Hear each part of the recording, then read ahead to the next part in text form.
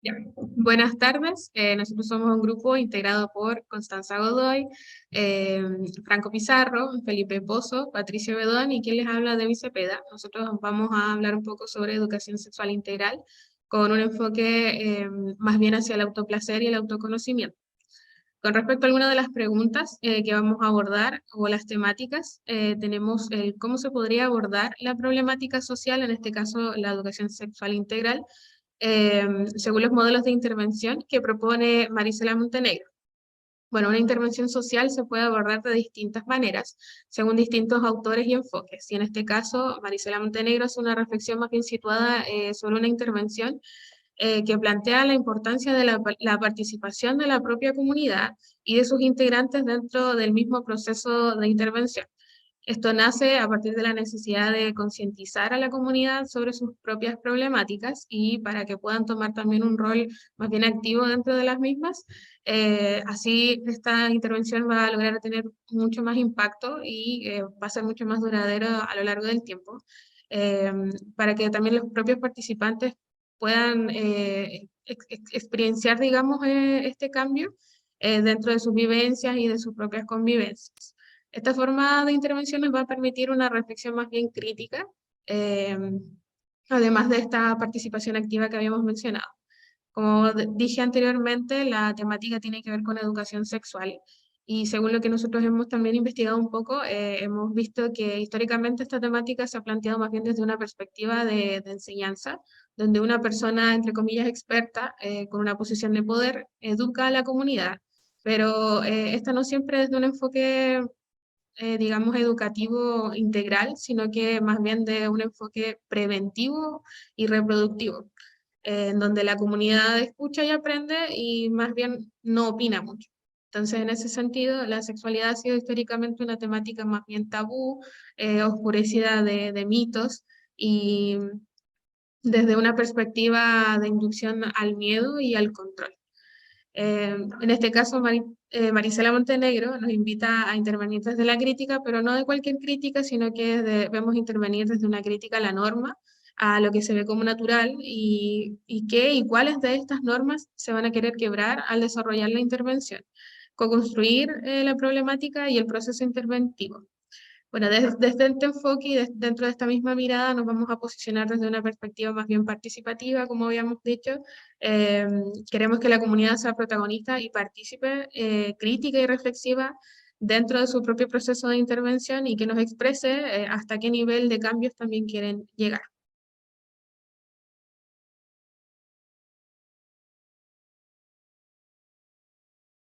Continuando, estos conceptos que nos introduce Montenegro, como la integración participativa, incluso la perspectiva situada, nos invitan mucho a incluir a Foucault dentro de esta discusión que generamos como grupo. Pone mucho en duda cómo regulamos el control dentro de la intervención y como que pone en duda mucho también quién tiene el poder dentro de la intervención. eh, Nos lleva a cuestionarnos mucho si la intervención que queremos realizar, eh, en la intervención que queremos realizar nos estamos posicionando en una postura de imposición. Y la verdad que no queremos eso, no queremos caer en esta crítica, en esta clásica crítica, que bueno, que nos introduce Foucault, donde se ve a los psicólogos como un dispositivo más de control del comportamiento de las masas. Si no, más bien queremos hablar con la comunidad, saber qué está pasando, crear un diálogo y que ellos también se hagan partícipes de la intervención, que ellos sean capaces de comunicarnos sus expectativas, qué quieren cambiar, qué normas quieren quebrar también. Y ojalá poder irnos al otro extremo, en donde ellos sean capaces de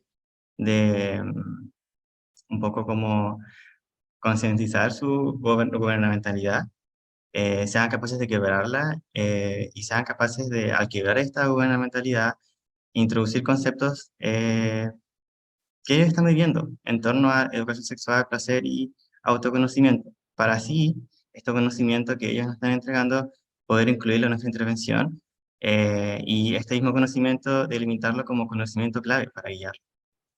Entonces así también vamos a crear un poco esta mirada en donde se nos ve a nosotros como los psicólogos, los estudiantes de psicología, como los actores claves que llevan el conocimiento hacia la comunidad a intervenir, y creamos una dinámica en donde todos en verdad tienen algo súper importante que decir y todos pueden guiar la intervención.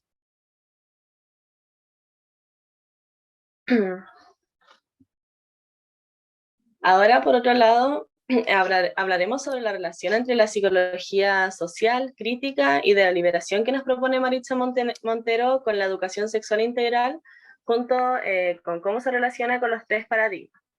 Comenzando con la psicología crítica, acá se relaciona con el ámbito de la educación sexual en el cuestionamiento y crítica de la idea de la sexualidad vista como algo tabú, como transformar esa idea como algo digno de exploración y válido para todos los contextos, y a pesar de que tenemos un público objetivo que sea sin importar sexo y géneros, y que este cuestionamiento abra las puertas a la conversación y visibilidad de la vivencia de una sexualidad más libre, fluida, inclusiva y diversa bajo un concepto más abierto y simple, como lo es la sexualidad propia, donde todos tenemos de qué hablar, puesto que cada quien la vive de distinto modo.